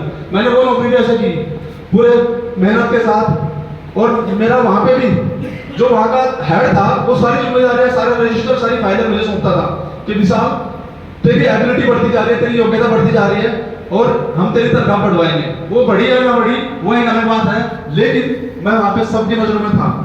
सब मेरी इज्जत करते थे और सब मुझे बहुत सम्मान देते, सब बहुत अच्छे थे। लेकिन जब होली दिवाली होती थी और मैं स्वेटर बंद करके उस ऑफिस के अंदर सोता था या उस ऑफिस के अंदर रहता था, तो मुझे याद आता था कि यार आज होली है, आज सब लोग होली मना रहे हैं, आज दिवाली है, सब लोग त्योहार मना रहे हैं, आज ईद है, सब लोग अपनी ईद मना रहे हैं, लेकिन मैं यहाँ पे बंद हूँ, मैं यहाँ पे जॉब कर रहा हूँ। दोस्तों, वेस्टीज वो ताकतवर, वो सुपर स्ट्रॉन्ग प्लेटफॉर्म है जहां पे आपकी लाइफ, आपकी पुश्तें, आपकी पीढ़ियां की जिंदगी बदल जाएगी। वेस्टीज वो प्लेटफॉर्म है। हम सब बहुत सौभाग्यशाली हैं, हम वेस्टीज जैसे प्लेटफॉर्म में हैं, जिन्होंने यहाँ पे इन्वाइट किया आपको, जिन्होंने आपको इस बिजनेस में लेके आए। आपने उनके ऊपर कोई एहसान नहीं किया। ध्यान से सुन लीजिए मेरे शब्दों को। आपने यहां आके उन पे कोई एहसान नहीं किया, बल्कि जिन्होंने आपको इन्वाइट किया है उन्होंने आपके ऊपर यहां बुला के एहसान किया। क्योंकि अगर मेरे स्पॉन्सर मुझे मीटिंग में उस दिन ना बुलाते तो आज मैं यहाँ पे आपके सामने ना होता। मीटिंग का बहुत बड़ा प्रभाव होता है। मीटिंग से ही मुझे पता चला इस बिजनेस का, इस बिजनेस की पावर का, इस प्रोडक्ट की पावर का। दोस्तों, ये गाड़ी 9 लाख की टाटा टियागो टॉप मॉडल आज बाहर खड़ी है आपके सामने। और दोस्तों, यहाँ पे मेरा नेक्स्ट ड्रीम है, और जैसे कि मैंने बताया मैं 33 लोगों को प्लान दिखाया, किसी ने ज्वाइन नहीं किया। इस तरह से मैं कभी घबराया नहीं, मैंने कभी ये शिकायत नहीं की अपने अपलाइन से, कोई नहीं जुड़ रहा है, क्या होगा, कैसे होगा। मैंने इतने का सामान ले लिया, मेरा चेक नहीं आया, मुझे सफलता नहीं मिल रही है, मैंने कभी मेरी अपलाइन से शिकायत नहीं की। लोग शिकायत करते हैं कि अभी तो प्रोडक्ट लिए थे पिछले महीने, अभी तो वही खत्म नहीं हुआ, बार बार बहुत सारे प्रोडक्ट पड़े। दोस्तों, कम से कम 5 से 7 हजार के प्रोडक्ट, 10 हजार के प्रोडक्ट हमारे घर में, परिवार में यूज हो जाते हैं। हर व्यक्ति के घर में 5-7 हजार के प्रोडक्ट यूज होते हैं। यदि वो यूज करना चाहे तो हमें अपनी सोच बदलनी पड़ेगी, हमें अपनी मानसिकता बदलनी पड़ेगी। आपको इस बिजनेस का मालिक बनना पड़ेगा, आपको बिजनेस ओनर वाली सोच रखनी पड़ेगी।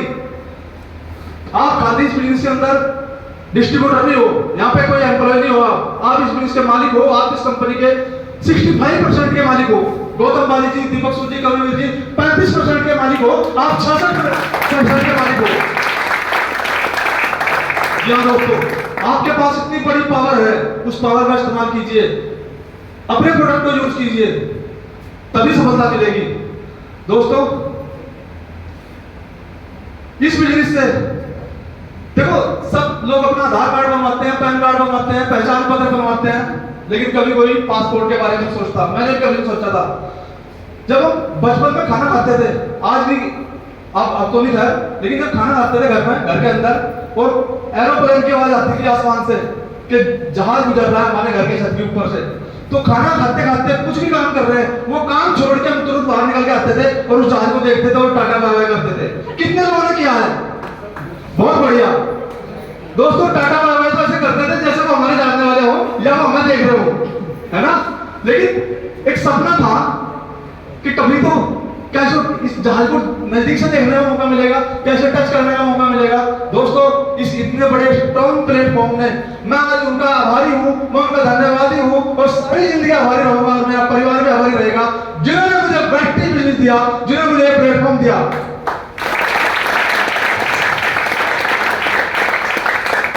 जिस दिन आप भी अपने स्पॉन्सर के आभारी हो जाओगे और यकीन कर लोगे अपने ऊपर, अपनी सफलता के ऊपर, अपनी कामयाबी के ऊपर, जैसे ये प्रोडक्ट, ये कंपनी और लोगों को कामयाब कर रही है, आप भी अछूते नहीं रहेंगे अगर आप इस प्लेटफॉर्म पे लगातार चलते रहे, लगातार चलते रहे, लगातार टिके रहे।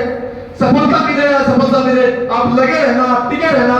जब आप टिके रहोगे, लगे रहोगे विश्वास के साथ, तो दोस्तों आपको आपके जैसे और आपको आपसे अच्छे लोग मिल जाएंगे और वो लोग आपके सपनों में, आपके सपनों के जैसे सपने उनके भी होंगे और वो लोग अपने सपनों के लिए काम करेंगे और आप भी सफल हो जाएंगे और वो लोग भी सफल हो जाएंगे जब आप टिके रहेंगे, जब आप लगे रहेंगे। दोस्तों यहाँ पे ये हमारा प्लेन है, जिस प्लेन के अंदर हम गए 3500 लोग गए थे भारत से सन 2020 में, फरवरी 2020 में ये ट्रिप गया था थाईलैंड, बैंकॉक, पटाया। 6 दिन और 5 रात का टूर था। हमने 5 स्टार होटल के अंदर एंजॉय किया, बहुत सारी अलग अलग जगहों पे वहां पे घूमे। ये मेरा रूम पार्टनर है हरिओम पांडे, ये गाजियाबाद से है। नेक्स्ट सर, ये नेक्स्ट सर। इस तरह से वहां पे वेलकम हुआ, स्वागत हुआ हमारा। और ये सारी जो फोटो है, वीडियो है, सारी कलरफुल है, लेकिन यहाँ पे ब्लैक एंड व्हाइट दिख रही है ना। तो ये हमने पैराग्लाइडिंग करी, पैराग्लाइडिंग करी समुद्र के ऊपर। नेक्स्ट सर, यहाँ पे वीडियो है, अगर आप ड्राइव कर सके उसे प्ले कर सके। मैं समुद्र के ऊपर पैराशूट पे पैराग्लाइडिंग कर रहा हूं और ये लगभग 15 मिनट की पैराग्लाइडिंग थी दोस्तों। बहुत एंजॉय किया समुद्र में, पूरा दिन समुद्र में एंजॉय किया। उसकी बोट में बैठे, जो बाइक जैसी होती है वो भी, और जो बड़ी होती है बाइक से वो भी, हर तरह की उसमें एंजॉय किया। समुद्र के अंदर भी गए, मछलियों को ब्रेड खिलाया। और दोस्तों हमने वहां पे डॉल्फिन शो भी देखा और हमने वहां पे कल्चरल शो भी देखा वहां का। और इस तरह हम 6 दिन तक अलग अलग जगह पर जाके, और दोस्तों जिस गाड़ी से हम जाते थे दोस्तों, वो 1.5-2 करोड़ की गाड़ी थी, जिसमें हम बैठ के रोजाना अपने होटल से घूमने के लिए जाते थे। और हमारे साथ हमारी गाड़ी में 2 लड़कियां होती थी, गाइड 2 लड़कियां होती थी वहां की, जो हमारी गाइड थी। हमें एक जगह से दूसरी जगह लेके जाती थी, हमें वहां के बारे में बताती थी, हमें घुमाती थी। तो दोस्तों इस तरह से हमने वहां पे एंजॉय किया, घूमे। और फिर हम वहां पर गए वाटर पार्क में। दोस्तों एशिया का सबसे बड़ा वाटर पार्क है वो, जहां पे हमने एंजॉय किया पूरा दिन। अपने होटल से नाश्ता करके निकले सुबह 9 बजे और हम वहां पे शाम को 4-5 बजे तक हमने फुल एंजॉय किया उस वाटर पार्क में। वो एशिया का सबसे बड़ा वाटर पार्क है। इस वाटर पार्क में हमने एंजॉय किया। सर चल नहीं रहा है, कोई बात नहीं, इसमें ट्रेनिंग थी है छोटी छोटी सी। पूरा दिन इसमें हमने एंजॉय किया, फुल एंजॉय किया। और वहां पे बहुत बड़ा स्विमिंग पूल भी था। उस स्विमिंग पूल के अंदर विद्युत से इतनी बड़ी बड़ी लहरें पैदा की जा रही थी, तरंगे कम से कम 6-6 फुट ऊंची।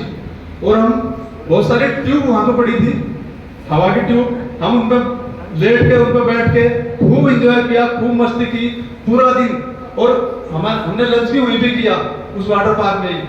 यानी ये कंपनी इतनी अच्छी है, हमने अपनी जेब से एक पानी की बोतल भी नहीं खरीदी 50 रुपए की, है ना।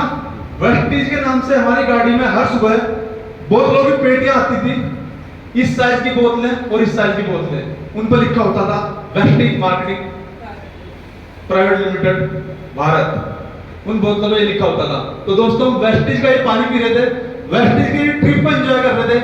ये कंपनी हर डिस्ट्रीब्यूटर का, गौतम बाली जी, दीपक सूद जी, कन्वीर जी, हर डिस्ट्रीब्यूटर का इतना ख्याल रखते हैं, इतना ख्याल रखते हैं कि पूछो मत।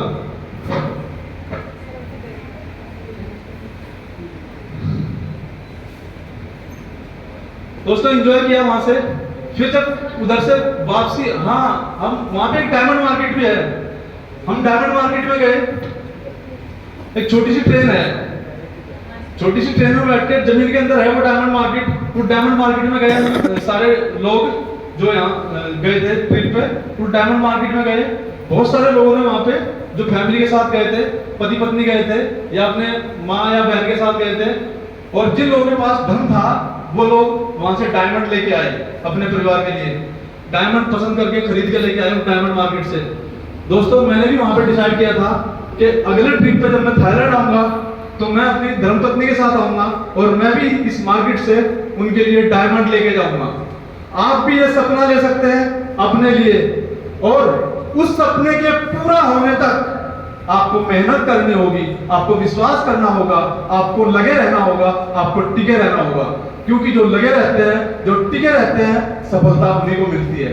आज नहीं तो कल वो तो मिलेगी, वो तो पक्का है। लेकिन अगर हमने पहले ही अपना विश्वास हटा दिया, बहुत सारी चीजें आएंगी, बहुत सारे लोग आएंगे हमारे में, बिना काम किए पैसा मिलता है। यहाँ पे आ जाओ, इतने लगाओ और इतना मिलेगा। हम 6 महीने में डबल कर देंगे, हम 2 महीने में डबल कर देंगे।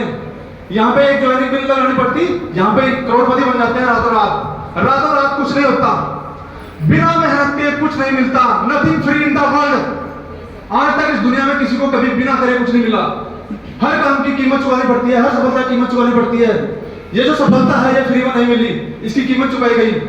ये जो एक्टिवा है इसकी कीमत चुकाई गई, जो कार है इसकी कीमत चुकाई गई, जो ट्रिप है इसकी कीमत चुकाई गई, इन कपड़ों की मैंने कीमत चुकाई है।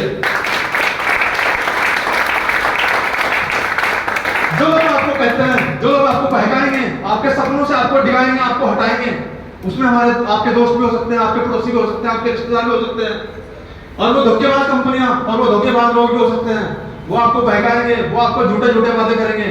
जो कहेगा कि आप इतने लगा दो और बिना काम करे पैसा आएगा, जब वो कहेगा ना बिना काम करे पैसा आएगा, दोस्तों समझ जाना वो चीट कर रहा है आपको, वो आपको धोखा देने वाला है। वो आपके पैसों को लेके उस कंपनी में जमा कर देगा, उस कंपनी को भी कुछ नहीं मिलेगा, लेकिन वो कंपनी करोड़पति अरबपति बन जाएगी और ये ऐसे कैसे ही रहेगा। ये उल्टा बदनामी मोल ले लेगा, क्योंकि मैंने यही तो किया था इस कंपनी से पहले।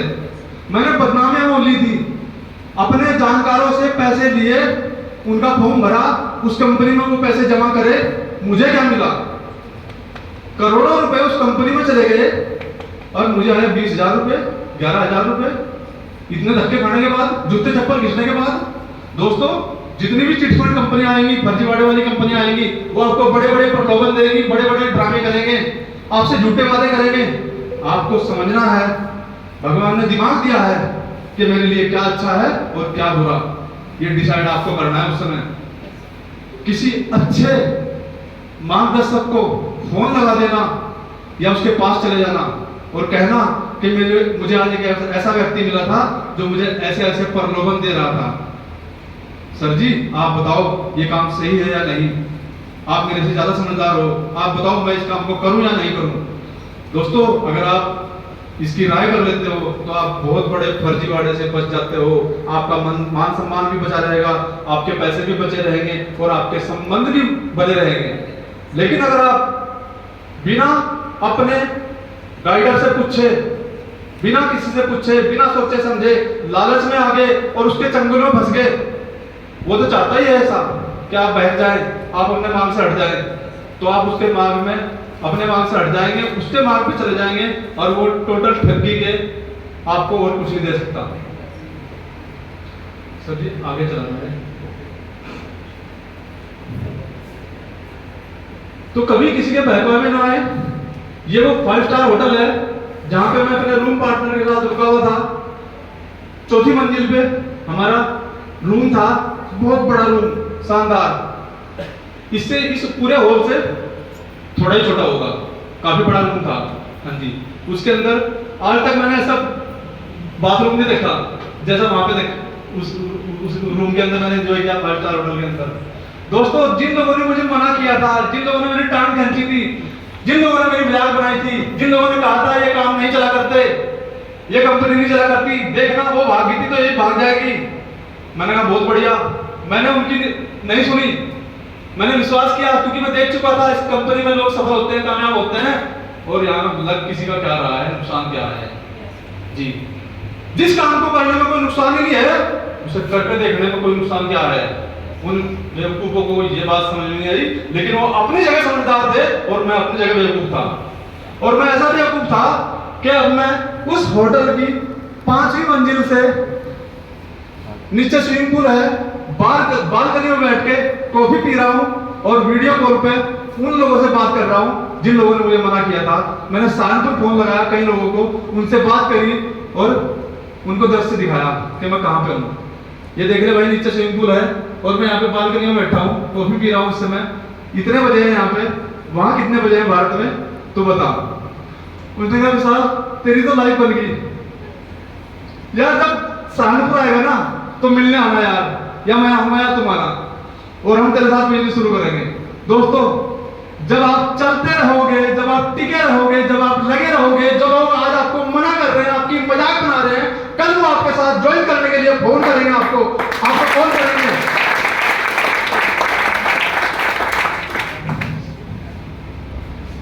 ये वो डायमंड मार्केट है, ये मैंने बताया था छोटी सी ट्रेन है।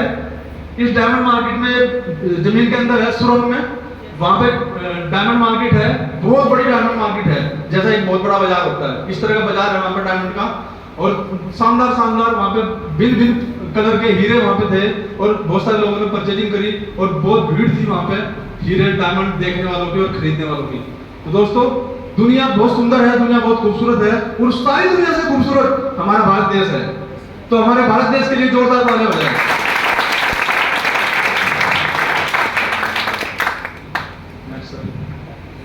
दोस्तों, मेरा अगला ड्रीम लगभग 70-75 लाख की range rover brand new red colour की कार है। ये मेरी लग्जरी कार है, ये मेरी ड्रीम कार है। ये कार मेरे बहुत बड़े घर में होगी, मेरा नेक्स्ट ड्रीम। ये मेरा ड्रीम हाउस है जो मैं बनाने वाला हूं। और दोस्तों, ये तो मैंने आपको एक कार दिखाई, मैंने 4 कार का लक्ष्य लिया है, BMW, Audi, Mercedes, Jaguar। ये चारों गाड़ियां मेरे इस बड़े घर के अंदर होंगी, और ज्यादा समय नहीं है, 2030 तक होंगी दोस्तों, 2030 तक, इन 7 सालों के अंदर, इन 7 सालों के अंदर 2025 तक, अभी 2 साल है 2025 में दोस्तों, ये इंडस्ट्री $1 ट्रिलियन का बिजनेस करने जा रही है। पता है आपको, अभी तक ये इस इंडस्ट्री ने $3 ट्रिलियन का बिजनेस किया है, 1998 से लेके 2023 तक 3 ट्रिलियन डॉलर का बिजनेस किया है। और दोस्तों, 2025 तक जो एक्सपर्ट हैं, जो गाइडलाइंस हैं और जो गाइड है, उनका कहना है, उनका मानना है कि 65 से 70 हजार करोड़ का टर्नओवर करने जा रही है ये इंडस्ट्री अकेले भारत के अंदर। $7 ट्रिलियन का बिजनेस करने जा रही है अगले 3 सालों के अंदर। आप में से बहुत सारे लोग करोड़पति बनेंगे, अरबपति बनेंगे, इस बिजनेस में अपनी मनपसंद घरों के अंदर रहेंगे, लग्जरी गाड़ियां चलाएंगे, आप वो एंजॉय करेंगे। क्या आप सोच नहीं सकते? लेकिन जब आप सोचोगे होगा तभी। आप बहुत बड़े बनने वाले हो, बहुत मान सम्मान मिलने वाला है, वो सारे ड्रीम आपने जो नहीं भी सोचे हैं वो भी आपके पूरे होने वाले हैं 2030 तक। दोस्तों, ये दुनिया तेजी से बदल रही है, और वेलनेस इंडस्ट्री इतनी तेजी से ग्रो कर रही है, रॉकेट की तरह, रॉकेट की तरह। आप इस बिजनेस की पोटेंशियल को समझो, इस बिजनेस की पावर को समझो दोस्तों। वेलनेस इंडस्ट्री पे काम करो, वेलनेस प्रोडक्ट के बारे में जानकारी लो, आप उनकी बुकलेट पढ़ो, आप उनकी वीडियो देखो, प्रोडक्ट ट्रेनिंग लो, प्रोडक्ट के बारे में जानकारी लो। हम लोगों को स्वस्थ व्यक्ति को स्वस्थ बनाने की बात करते हैं, और जो एलोपैथिक है, जो डॉक्टर्स हैं, जो हॉस्पिटल हैं, वो बीमार इंडस्ट्री पे काम कर रहे हैं, और हम वेलनेस इंडस्ट्री पे काम कर रहे हैं। तो वेलनेस इंडस्ट्री का बिजनेस बहुत बड़ा होने वाला है 2025-30 तक। बहुत सारे लोग करोड़पति और अरबपति बनने वाले हैं भारत के अंदर। यह बिजनेस भारत के अंदर बहुत तेजी के साथ बढ़ने वाला है। पूरे विश्व की नजर भारत की मार्केट पे है, और भारत की मार्केट विश्व की सबसे बड़ी मार्केट है, क्योंकि यहाँ की जनसंख्या बहुत ज्यादा है, यहाँ की आबादी बहुत ज्यादा है। और दोस्तों, किसान भाई अपने खेतों में केमिकल, फर्टिलाइजर, बहुत सारे खतरनाक रसायनों का इस्तेमाल कर रहे हैं। आज आप देख रहे हैं जितने भी हाईवे बन रहे हैं, उन हाईवे पर डॉक्टर्स बड़े बड़े 5 स्टार होटल जैसे हॉस्पिटल भी बना रहे हैं। क्यों? उनको पता है जो खेतों में केमिकल पड़ रहा है, पेस्टिसाइड पड़ रहा है, जहर पड़ रहा है, ये लोग उसे खाएंगे, सब्जियां खाएंगे, अनाज खाएंगे, फल फ्रूट खाएंगे, बीमार होंगे और इन हॉस्पिटलों में एडमिट होंगे, और हम करोड़ों अरबों रुपए कमाएंगे। दोस्तों, वो नेगेटिव विजन कर सकते हैं लोगों को मारने का, लोगों को बीमार करने का। अगर कोई डॉक्टर यहाँ पे बैठा होगा तो माफ करना, वो नेगेटिव विजन कर सकते हैं। तो क्या आप पॉजिटिव विजन नहीं कर सकते लोगों को स्वस्थ बनाने का, लोगों को सपने पूरे करने का, उनके सपने तक पहुंचाने का? क्या आप पॉजिटिव विजन नहीं बना सकते? यस, बना सकते हैं। यस, हमें पॉजिटिव विजन के साथ काम करना है, हमें सेल्फ कॉन्फिडेंस के साथ काम करना है, क्योंकि आप हीरा बेच रहे हैं, आपके हाथ में सोना है। हमारे प्रोडक्ट हीरा है, सोना है। हमें कहीं घबराना नहीं है, हमें अपनी बात को कमजोर नहीं होने देना है, अपने पोस्चर को हाई रखना है, अपने विश्वास को हाई रखना है। दोस्तों, सामने वाला कंपनी नहीं देखता, सामने वाला प्रोडक्ट नहीं देखता, सामने वाला कुछ नहीं देखता। वो देखता है तो सिर्फ मुझे देखता है, वो देखता है तो सिर्फ आपको देखता है कि क्या मैं इस व्यक्ति के साथ सफल हो जाऊंगा, क्या इस व्यक्ति के साथ सपने पूरे करने का विजन है इसके पास, क्या ये लंबी दौड़ का घोड़ा है, ये लंबी रेस का घोड़ा है। वो सिर्फ आपको देखता है और वो आपके विश्वास को देख के ज्वाइन करता है, आपके आंखों में आंखें डाल के वो देखता है। अगर आप कमजोर पड़ोगे, आप ढीले पड़ोगे तो आपके साथ कोई मुश्किल से आ जाएगा, आपके प्रभाव में या रिश्तेदारी की लिहाज से, या कोई किसी को उधार दे रखा होगा तो इसलिए डर के मारे ज्वाइन हो जाएगा, नहीं तो कोई ज्वाइन नहीं होगा। और फिर आप कहोगे कि बिजनेस तो बेकार है, बिजनेस तो चलता नहीं। आपका कॉन्फिडेंस बेकार है। अपने अंदर जुनून लेके आओ, अपने अंदर आग लेके आओ, अपने अंदर सफलता के हाथ पैदा करो। जब आपके अंदर जुनून होगा, उत्साह होगा, एनर्जी होगी, सामने वाले में ट्रांसफर कर दोगे आप, उसकी आंखों में आंखें डाल के बात करोगे आप, और आपका विश्वास उसकी आंखों के माध्यम से उसके दिल तक पहुंच जाएगा। और जब दिल तक पहुंचेगा तो उसको अंदर से आवाज आएगी कि ये प्रोडक्ट बहुत अच्छा है, ये कंपनी बहुत अच्छी है, ये सामने बैठा हुआ व्यक्ति बहुत अच्छा है, तो प्लान दिखा रहा है, चलो इसके साथ शुरू करते हैं। तो व्यक्ति आपके साथ शुरू कर देगा और वो भी कामयाब होगा। जिस कामयाबी के लिए आप तड़प रहे हैं, वो कामयाबी भी आपके लिए तड़प रही है आपके पास आने के लिए। जैसे ये घर मेरे लिए तड़प रहा है और मैं इस घर के लिए तड़प रहा हूं, वो गाड़ियां मेरे लिए तड़प रही है, मैं उन गाड़ियों के लिए तड़प रहा हूं, बहुत सारे लोगों की मदद करने के लिए मैं तड़प रहा हूं, और वो लोग मेरे इंतजार कर रहे हैं। तो मुझे पहुंचना है जल्दी से जल्दी उन लोगों के पास। वो तो जाएंगे किसी ना किसी के साथ, या तो आप चले जाओ उनके पास, नहीं तो कोई और चले जाएगा। तो क्या सही है, आपका जाना है किसी और का जाना? यस। तो जिम्मेदारी आप लीजिए, बिजनेस आपका है, काम आपका है, सफलता आपकी है, सपना आपके हैं, तो काम आपको करना है। यार जानवर एक दूसरे की हेल्प करते हैं। कितने लोग हैं जिन्होंने डिस्कवरी चैनल देखा है, कितने लोग हैं जिन्होंने ज्योग्राफी चैनल देखा है? आपने देखा है शेर हमला करता है या तो किसी कमजोर पशु के ऊपर या फिर बच्चे के ऊपर। वहां पे जो भैंसे हैं, जंगली भैंसे, उनके ऊपर शेर हमला करता है, या तो बच्चे के ऊपर और या फिर कमजोर के ऊपर।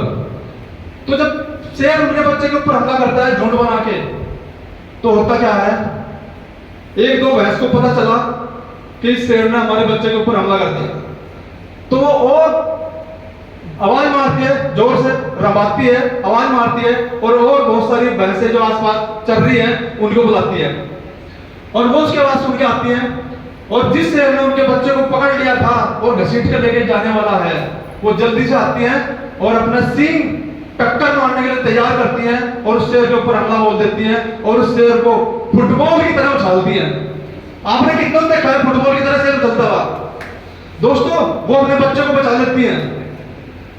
जी हाँ दोस्तों, तो जब पशु एक दूसरे की हेल्प करते हैं, जानवर एक दूसरे की हेल्प करते हैं, जान बचाने के लिए, हम तो सम्मान के लिए हेल्प कर रहे हैं, हम उनकी जिंदगी बनाने के लिए हेल्प कर रहे हैं, हम उनको स्वस्थ रखने के लिए हेल्प कर रहे हैं, हम उनके घर में खुशियां लेके आने के लिए हेल्प कर रहे हैं। तो ऐसी हेल्प तो बहुत अच्छी है। जो लोग आपका नाम लें, लोग अपने घर में आपको आइडल माने कि इस व्यक्ति ने मेरा जीवन बदल दिया, जैसे आज मैं यहाँ पे खड़ा होकर कह रहा हूँ इस मंच के माध्यम से, जिन्होंने मुझे ये बिजनेस दिया, उन्होंने मेरे ऊपर बड़े उपकार किए, उन्होंने मेरे ऊपर बहुत बड़ा एहसान किया, और उन्होंने मेरी हेल्प करी इस बिजनेस को देने में। इस बिजनेस की मीटिंग में मुझे इनवाइट किया और मैं मीटिंग में गया और मेरा हृदय परिवर्तन हुआ और मेरा दिमाग परिवर्तित हुआ। नहीं तो मैं अपनी पूर्व आभास में जी रहा था, जो पुराने एक्सपीरियंस थे मैं उनका बहुत ढोके चल रहा था। लेकिन जब मैं मीटिंग में गया तो मैंने पाया कि ये बिजनेस तो डिफरेंट है, ये तो बहुत कामयाब है। तो दोस्तों, यहाँ पे हमें हेल्प करनी है दूसरों की मदद करनी है। हम जितनी ज्यादा लोगों की मदद करेंगे उतना ज्यादा आप तरक्की करेंगे, सफल होंगे। नेक्स्ट सर, क्या करना है यहाँ पे कुछ? हाँ, यूज द प्रोडक्ट। कितने लोग हैं जो अभी 5% पे है? हैंड रेज करें। बहुत बढ़िया, आपका स्वागत है वेस्टीज में। वेस्टीज की बड़ी सफलता के लिए आप तैयार हैं, आपका स्वागत है।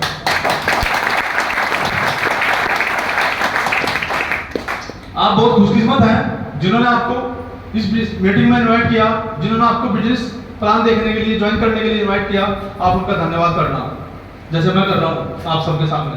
आभार व्यक्त कर रहा हूँ अपने स्पॉन्सर का, जिन्होंने मुझे बिजनेस को दिया और मेरे घर का, मेरे खानदान का नाम बना दिया, मेरी लाइफ बना दी।